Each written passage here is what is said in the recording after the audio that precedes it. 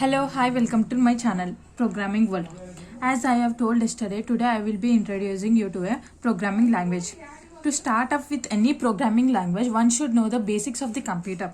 So today I am going to say you about basics of the computer. Introduction to computer.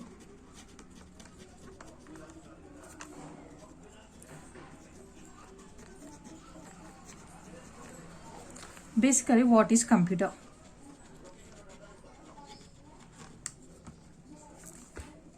What do you mean by a computer? A computer is a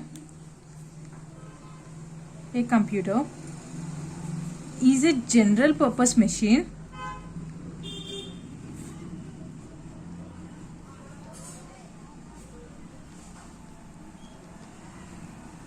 or an electronic device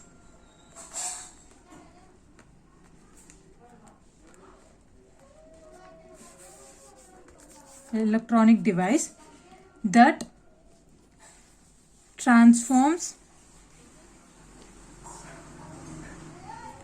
the data to the information. You may be asking now, what is the difference between the data and information?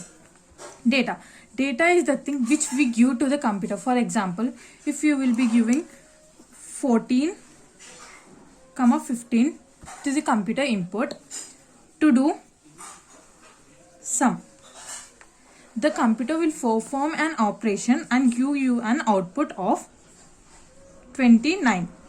This is the information and this is the data.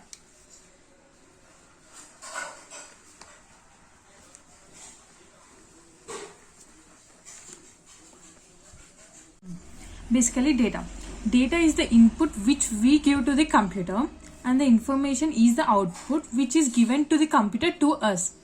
So this is the difference between data and information. Basically, every computer is divided into two different parts. That is, first one is software and hardware. What do you mean by software? These are the instructions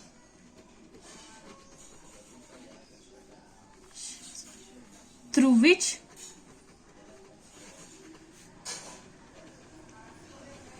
the data is manipulated.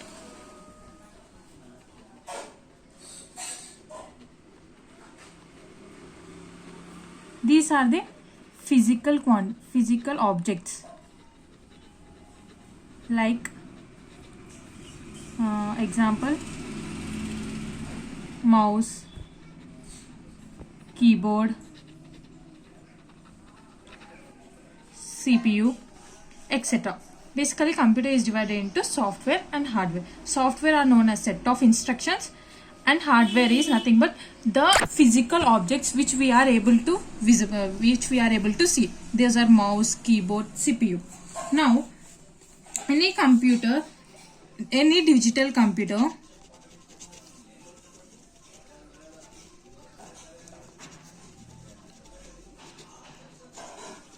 can be broadly divided into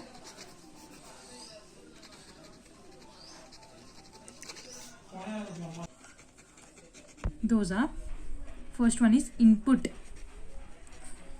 unit, output unit, third one is CPU, central processing unit. So coming to block diagram of computer.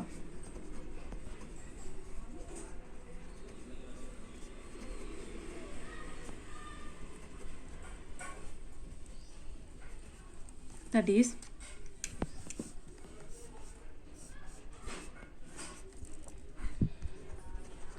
input unit,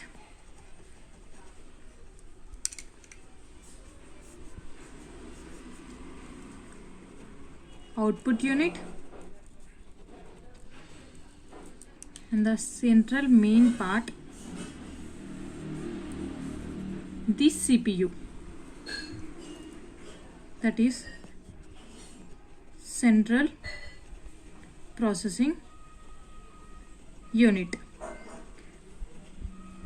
This central processing unit part again consists 3 parts.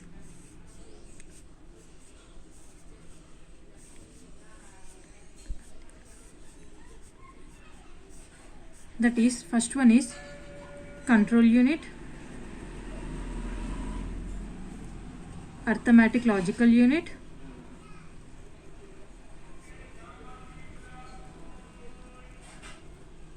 and memory unit. These 3 units are interlinked to each other. So we will give the data using the input unit, and this data is processed using this CPU parts, that is control unit, arithmetic logical unit, memory unit, and output is given by the output unit, that is information. Input unit. So this is an input unit. We can consider this input unit as an interface between the computer and the user, that is us. To give the data, the interface between the computer and us to give the data to the computer is known as input unit. These may consist of keyboard, mouse, joystick, etc. Coming to output unit. Output unit is the unit through which we are able to see the processed information, that is on which we are able to see the output, that is monitor,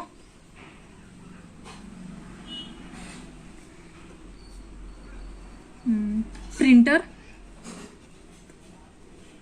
etc. CPU is known as brain of the computer.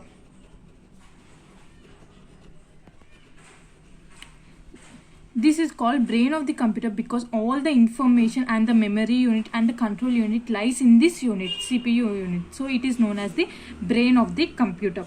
This brain of the computer is again divided into 3 parts. First one is control unit. As the name itself tells you, it is a control unit. It controls the activities of the devices which are connected to the CPU and also the CPU's work.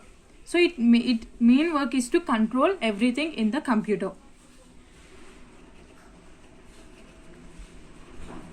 Arithmetic logical unit.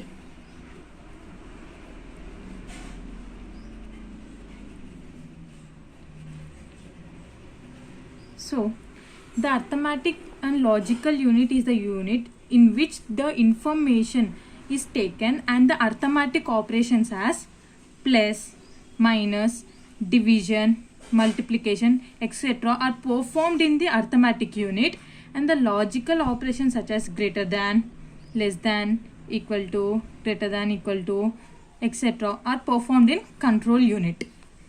Third one is memory unit.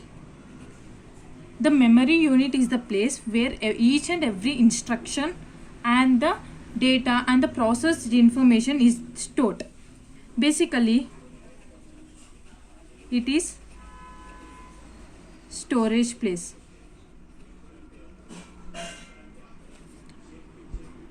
Coming to memory unit. This memory unit is again divided into 3 parts. First one is primary memory. Second one is secondary memory.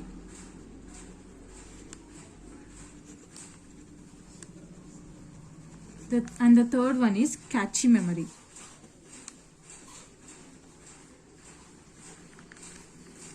Primary memory.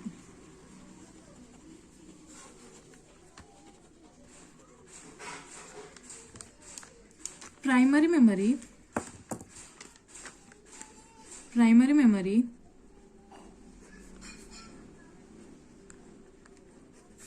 is also known as main memory,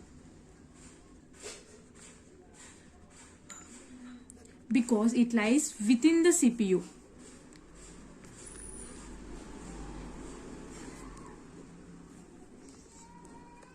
Without this primary memory, we can't store any data within the CPU. In this primary memory, there are two types. The first one is RAM and the second one is ROM. RAM. Full form of RAM is Random Access Memory. And the second one, ROM, is read-only memory.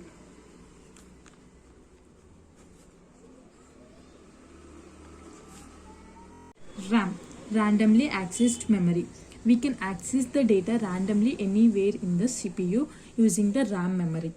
It is a temporary memory, not a permanent memory. Rewritable memory. If any data is wrong in that memory, we can erase that data and rewrite the data again. Volatile memory. As soon as the system gets shut down, the data will be getting lost unless it is saved. There are two types of RAM: static RAM, dynamic RAM. Static RAM is the RAM which refreshes on the command of the user, that is us. Dynamic RAM is the RAM which refreshes itself for every millisecond. Coming to ROM, this is known as read-only memory. As the name itself tells, it is only to read and use the data, not to write the data. It is a permanent memory. As I said, it is a read and use only memory.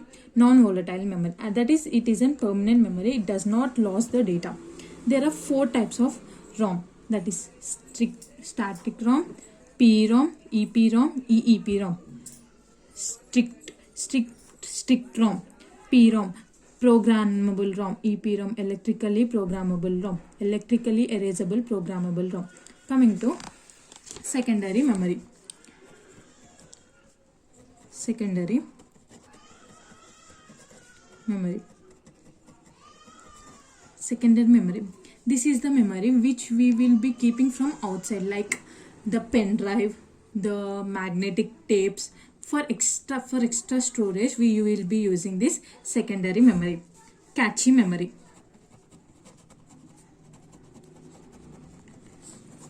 Cache memory, it is the buffer phase between the RAM and CPU. That is, it will be storing the frequently requested data. Like if you will go to Google and search for any programming language for 10 times, so the level time it will be appearing on the top of the search index. So it is known as cache memory. It will be storing the frequently used data or required data. So this is the basics of the computers which everyone should be knowing it to learn any programming languages. So if you have any doubts on this basics of the computer, comment me in the comment section. I will be answering all of your comments. And my next video is about the levels of computer language. And if you like my video and content and explanation, please like, share and subscribe to my channel. Thank you.